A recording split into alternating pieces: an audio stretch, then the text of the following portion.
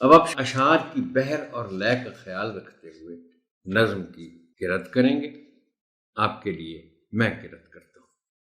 یہ دنیا میں جو کچھ نظر آ رہا ہے، خدایا یہ تیرا بنایا ہوا ہے۔ زمین آسمان بھی ہیں تو نے بنائے، ہمارے لیے 100 طرح سے سجائے۔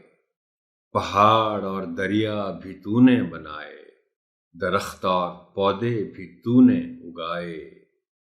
ہوا جیسی نعمت بھی تو نے ہی دی ہے، کہ مخلوق جس پر تیری جی رہی ہے۔